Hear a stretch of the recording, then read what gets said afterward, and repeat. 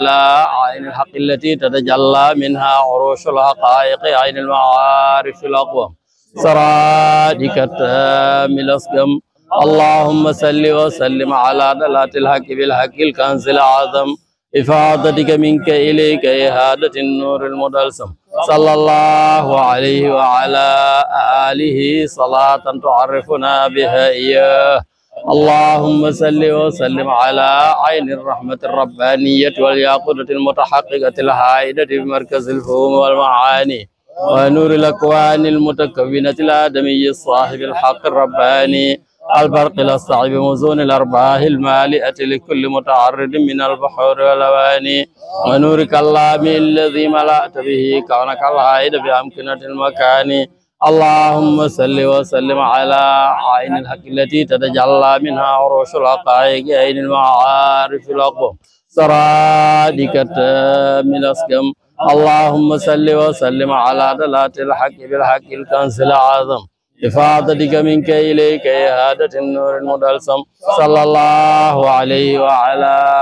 آله صلاة تعرفنا بها إياه اللهم صل وسلم على عين الرحمة الربانية والياقوتة المتحققة الهائدة بمركز الفهوم والمعاني ونور الأكوان المتكونة الآدمي الصاحب الحق الرباني أصحاب وزن الأرباح المالئة لكل متعرض من البحور والأواني ونورك اللامي الذي ملأت به كونك العائد بأمكنة المكان اللهم صل وسلم على عين الحق التي تتجلى منها عروش الحقائق عين المعارف الأقوم سرادك التام الأسقم اللهم صل وسلم على دلالة الحق بالحق الكنز الأعظم إفاضتك منك إليك إهادة النور المدلسم صلى الله عليه وعلى آله صلاة تعرفنا بها إياه إن الله وملائكته يصلون على النبي يا أيها الذين آمنوا صلوا عليه وسلموا تسليما صلى الله عليه وعلى آله وصحبه وسلم تسليما سبحان ربك رب العزة عما يصفون سلام على المرسلين والحمد لله رب العالمين أعوذ بالله من الشيطان الرجيم بسم الله الرحمن الرحيم الحمد لله رب العالمين الرحمن الرحيم مالك يوم الدين إياك نعبد وإياك نستعين اهدنا الصراط المستقيم صراط الذين أنعمت عليهم غير المغضوب عليهم ولا الضالين اللهم أقدم إليك بين يدي كل نفس ولمحة ولهبة وطرفة يدرك بها أهل السماوات وأهل الأرض وكل شيء هو في علمك كائن أو قد كان أقدم إليك بين يدي ذلك كله الله لا إله إلا هو الحي القيوم لا تأخذه سنة ولا نوم له ما في السماوات وما في الأرض من ذا الذي عنده إلا بإذنه يعلم ما بين أيديهم وما خلفهم ولا يحيطون بشيء من علمه إلا بما شاء وسع كرسيه السماوات والأرض ولا يؤوده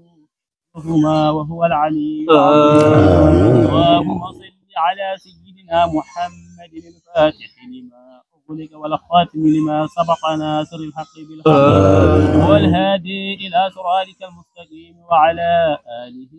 حق قدره ومقداره العظيم إن الله وملائكته يصلون على النبي يا أيها الذين آمنوا صلوا عليه وسلموا تسليما صلى الله عليه وعلى آله وصحبه وسلم تسليما سبحان ربك رب العزة عما يصفون وسلام على المرسلين والحمد لله رب العالمين.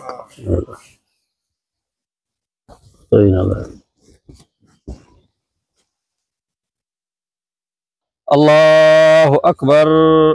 الله أكبر الله أكبر الله أكبر الله أكبر الله أكبر الله أكبر الله أكبر كبيرا والحمد لله كثيرا وسبحان الله بكرة وأصيلا يسبحه من في السماوات والأرض تسبيحا جميلا الله أكبر تسبيحا جميلا سبحانه هو الله الواحد القهار رب السماوات والأرض وما بينهما العزيز الغفار سبحان من جل عن التشبيه والتمثيل كل ذي جلال عند جلاله ذليل أحمده هو أهل الحمد والكمال أشكره شكر ذي تضرع وابتهال وأوحده ذاتا وصفة وفعلا توحيد من لم ير له كفءا ولا مثال جل عن وصف الواصفين وعن تفكر المتفكرين والصلاة والسلام على النبي الشفيق الذي اختار عند الموت أعلى الرفيق وعلى آله وأصحابه الفقراء والمهاجرين الفقراء المهاجر الأهل والأوطان والذين تبوؤوا الدار والإيمان ما تساجلت الأطيار على الأغصان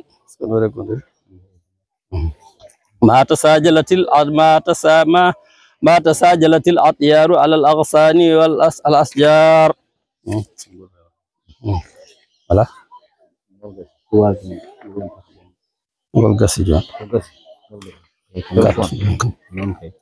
الله أكبر الله أكبر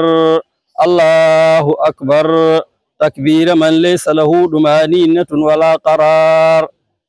إلا بذكر الملك الغفار قال جل من قائل كل ما سواه إليه آئل ألا بذكر الله تطمئن القلوب سبحانه تسبيح من يسبح سبحانه تسبيح من قال ما بذكر الله تزداد الذنوب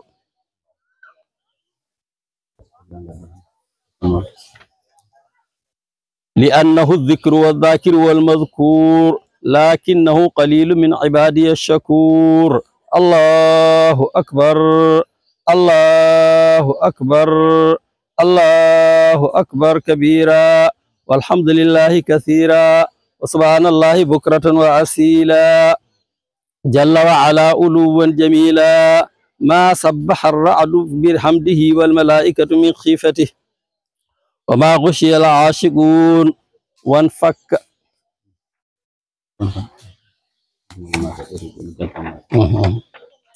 وانفك عن التحرك المتعارفون سبحان من خلق الإنسان وسواه وليس تسبيح وتقديس لسواه سبحان من ذلت لعظمته الرقاب وكل عن معرفته كنه الألباب ولهجت بذكره جميع الأصوات وغردت بتسبيحه أنواع اللغات وتفرد بصفات الكمال والجمال والجلال وتنزه عن شوائب النقص والحدوث والزوال سبحانه لا معقب لحكمه ولا راد لحكمته سبحان من وضع الميزان ليتعارف الناس بالميزان الله أكبر الله أكبر الله أكبر ما فرح بأيام الأعياد المعيدون وما تجمل بجميل الثياب للقاء ربهم المسلمون سبحان ربك رب العزة عما يصفون وسلام على المرسلين والحمد لله رب العالمين الله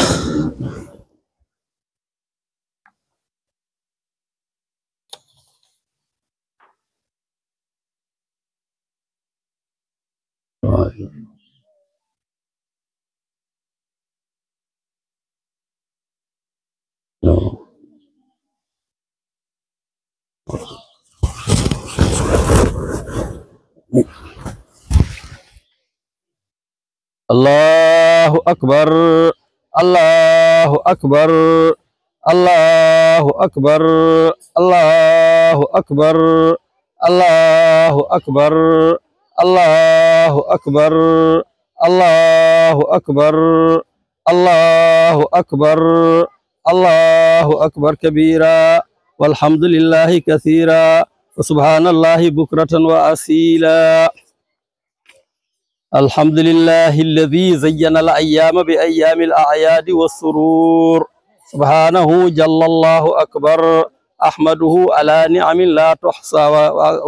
تحصى وأقل قليلها لا يستقصى، وأشهد أن لا إله إلا الله وحده لا شريك له، متبرئا من كل ما لا يرضى فعله. والصلاة والسلام على خير واعظ وخديب، ما سدح الحمام على الأغصان الرديب، والآل والأصحاب ومكتفى آثارهم من الأحباب. أما بعد، فيا عباد الله، جددوا الإيمان في كل ساعة وأوان، وصححوا النيات قبل الدخول في العبادات، وإياكم والانهماك في المعاصي والشهوات، ولا تتبعوا خطوات الشيطان المعضلات، واتقوا الله فيما تأتون وما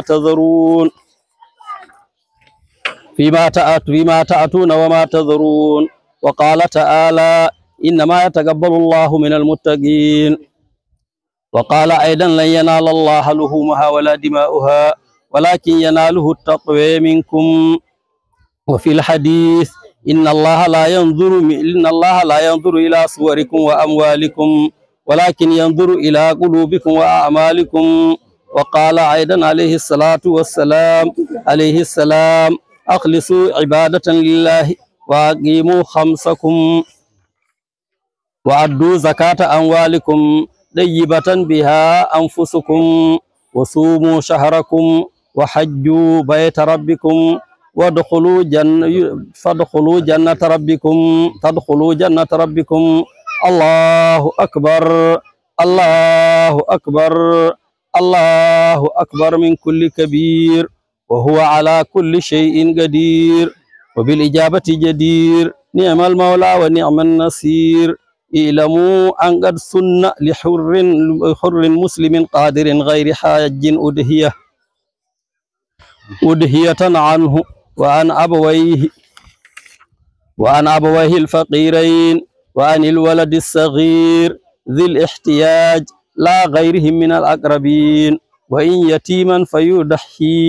فيضحي له من له عليه تمكين. وذلك مشروع من زمن أبينا الخليل، حيث أمر بذبح ولده إسحاق أو إسماعيل. والقادر عند مالك الإمام من لا يحتاج لثمنه في العام، ولا يتسلف لها، خلافا لابن رشد العلامة الفاقد البصير الفهامة. وقال بعض العلماء: من له ثوبان أحدهما يكفيه باء الثاني واشترى به الأضحية، كما يبيع ثوب الجمعة لذي القرابة العلية. ومن له قبل مضي زمنها يصار، فليضحي من غير استئخار بجزع دعن، وهو ما أوفى سنة ودخل في الثانية، ودخل دخولا ما في ثاني العام. وثني معزن وهو ما أوفى سنة ودخل في الثانية دخولا بينا كالشهر التام. وثني بقر وهو ما أوفى 3 سنين ودخل في الرابعة. وثني إبل وهو ما أوفى 5 سنين ودخل في السادسة. ولا شركة في ذاتها بل في أجرها بشرط قرابة وسكنى وإنفاق، وكون ذلك قبل ذبه المالك. وفاقدة التشريك سقوطها عن الأصل والفروع،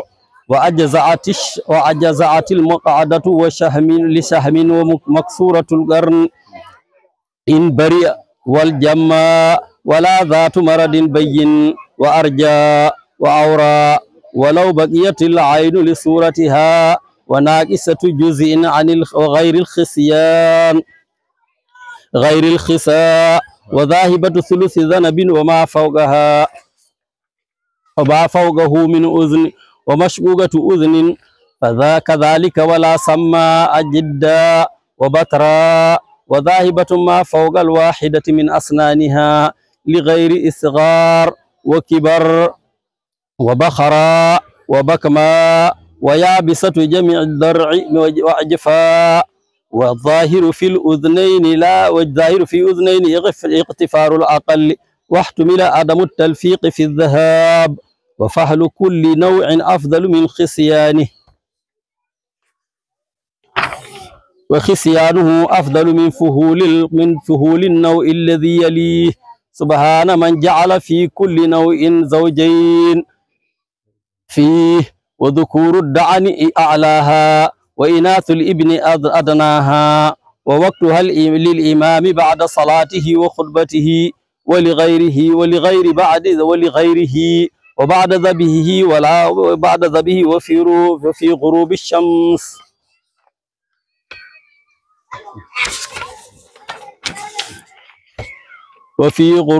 ومن ذبح قبل الإمام فليس له إلا اللحم وندب أن يكون لها مما لا يمنع الإجزاء السلام وأن تكون من أعلى الإنعام وندب سمين وذكر وأقرن وأبيض وفهل إن لم يكن الخسي أسمن ولا يجوز بيع شيء منها ولا أجرة ولا بدل فمن فعل واحدا منها فقد عدل وقد ضحى عليه السلام كبشين أملحين أقرنين ينظران في سواد ويمشيان في سواد ذبحهما بيده الشريفة وقال بسم الله والله أكبر اللهم هذا عني وأمن لم يضح من أمتي. وعنه عليه أفضل الصلاة والسلام ما من عبد توجه أضحيته إلى القبلة إلا وكان دمها وفرسها وصوفها حسنات محضرات في ميزانه يوم القيامة. وعنه أيضا عظموا ضحاياكم فإنها على الصراط مداياكم. عن ابن عباس رضي الله تعالى عنهما مرفوعا ما من صدقة بعد صلة الرحم أفضل من إراقة الدم. واعلموا أن عيد النهر أكبر العيدين وهو الذي قال فيه عليه السلام إن دماءكم وأموالكم وأعراضكم عليكم حرام وحرمة يومكم هذا في بلدكم هذا في شهركم هذا فستلقون ربكم فيسألكم عن أعمالكم ألا ترجعوا بعدي كفارا يضرب بعضكم رقاب بعض الحديث يتجلى فيه مولانا فيزوره المؤمنون فيعتق ألوفا من المجرمين والملائكة شهود ليشهدوا عظيم عفوه عن العبيد. والصدقة في يومها تزيد على الصدقة فيما سواها ب70 والله يضاعف لمن يشاء من العالمين. والصلاة والنهر في عيد النحر خير من الصلاة والصدقة في عيد الفطر ولذا أمر عليه السلام أن يصلي وينحر وشكرا على إعطائه الكوثر. والعدهية في يومها أفضل من العتق والصدقة لأنها سنة مؤكدة قال الإمام مالك وعنه غير ذلك. والسنة للقادر أن يذبحها لنفسه اقتداء به عليه السلام وبالسلف الصالح الأعلام. فإن عجز مسلم استناب وحضر معه ولا يعضى المناب في نذير عمله شيئا منها كالجزار في جزارته إلا إذا علم أن الإعطاء للمكارمة لا لجزارته. وكذلك الفران يجري على ذلك الميدان. ويستحب في ظهر هذا اليوم عقب الفرائض التكبير للصبح الرابعة عند مالك منع من أنس الإمام ابن مالك ابن أنس الإمام الشهير وندب تأخير الفطور ولو في حق من لا أضحية له صونا لفعله البشير النذير وندب إحياء ليلة العيد لإبادة المحيمن الشهيد وغسل ومبدأ وقته من السدس الأخير وبعد الصبح أفضل عند التخيير والتطيب والتحلي ولو في حق من لا يصلي وحرام على امرأة خروج ذلك ولو بإذن زوجها المالك والمشي والجهر بالتكبير إلى أن يجيء الإمام أو حتى يكون للصلاة قام. وصلة الأرحام ومواساة المساكين والرفق بالأيتام. قال جل وعلا ربنا جل وعلا ربنا السلام واتقوا الله الذي تساءلون به والأرحام والجنة لا يجد ريحها القاطئ والآق. جعلنا الله من زمرة العشاق ومن جاء من طريقه فليرجع إلى غير ذلك الطريق.